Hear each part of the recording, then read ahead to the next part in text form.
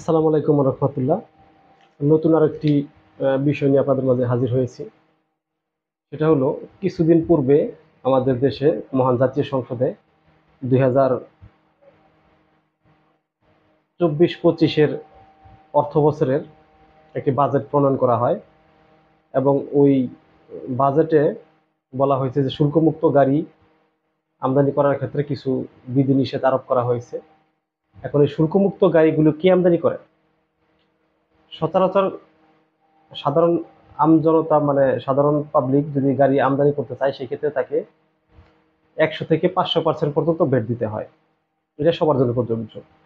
কিন্তু মহান জাতীয় সংসদে যে বিষয়টা উল্লেখ করা হয়েছে বাজেট প্রণয়নের সময়, বাজেট বক্তৃতায় মাননীয় অর্থমন্ত্রী যে বিষয়টা বলেছেন, সেটা হলো, সংসদ সদস্যরা ইতিপূর্বে যে শুল্কমুক্ত গাড়ি আমদানি করত সেই বিষয়ে তার আপত্তি রয়েছে। তিনি সেই বিষয়টি বলেছেন। তিনি এই বক্তৃতায় উল্লেখ করেছেন যে 2009 সাল থেকে 2024 সাল পর্যন্ত দেশে মোট 572টি গাড়ি শুল্কমুক্তভাবে মাননীয় সংসদ সদস্য যারা তারা আমদানি করেছে এবং ওই আমদানির ক্ষেত্রে বিধিনিষেধ আরোপ করে মন্ত্রী বলেছেন এই জায়গায় যে 15% শুল্ক এবং 10% হারে ট্যাক্স দেওয়ার জন্য তিনি বলেছেন। তো সেই বাজেট বক্তৃতার মধ্যে একটা খবরের নিউজ দেখতে সময় আমি বিষয়টা কিভাবে খেয়াল করলাম যে সেখানে বলা আছে যে 1988 সালের 24 মে তৎকালীন সরকার সংসদ সদস্যদের জন্য শুল্কমুক্ত গাড়ি আমদানির ব্যাপারে একটি প্রজ্ঞাপন জারি করেছে, শুল্কমুক্ত গাড়ি আমদানির ব্যাপারে। তো 1988 সালের 24 মে এই তারিখটাকে টার্গেট করে আমাদের গভর্নমেন্ট যে বিজি প্রেস আছে, বিজি প্রেসের ওয়েবসাইটে ঢুকলাম। সেখানে গিয়ে দেখলাম আসলে এই জায়গায় একটা গেজেট প্রকাশ করা হয়েছে। এই গেজেটটা ঠিক এরকম যে শুল্কমুক্তভাবে সংসদ সদস্যরা শুল্কমুক্তভাবে গাড়ি আমদানি করতে পারবে, যেখানে তাদের কোনো ট্যাক্স এবং ভ্যাট দেওয়া লাগবে না।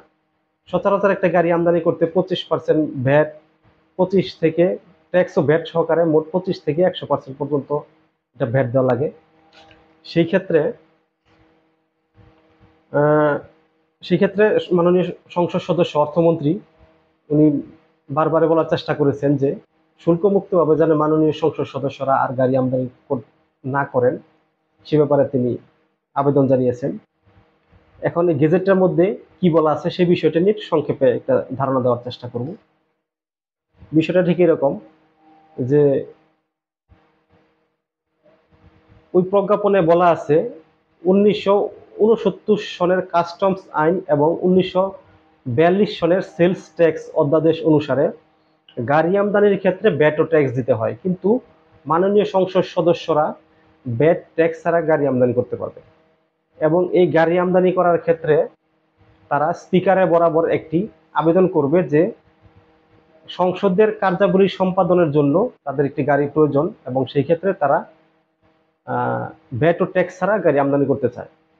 একজন সংসদ সদস্য যতবারই সংসদ সদস্য হন না কেন, তিনি একটি মাত্র গাড়ি আমদানি করতে পারবেন এবং এটি সর্বোচ্চ 13 সিসি পর্যন্ত হতে পারবে।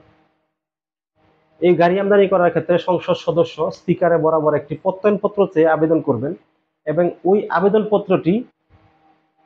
আবেদনপত্রটি গাড়ি আমদানির পর গাড়ি বন্দর থেকে খালাস করার জন্য ওই শুল্ক ভবনে এটা জমা দিবেন এবং ওই শুল্ক কর্মকর্তা ওই আবেদনপত্র দেখার পর সে গাড়িটি খালাসের অনুমতি দিবে।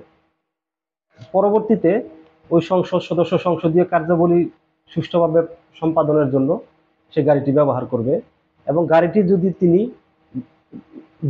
বিক্রয় করতে চান, অন্য কোথাও হস্তান্তর করতে চান, সেই ক্ষেত্রে তিনি ওই যে শুল্কটা উনি মুক্তভাবে গাড়িটা এনেছেন সেই শুল্কটা তাকে প্রদান করতে হবে এবং ওই শুল্ক ভবনে, এবং ওই শুল্ক ভবনে উনি এই শুল্কটা প্রদান ব্যতীত কোনোভাবে সেই গাড়িটা হস্তান্তর করতে পারবে না।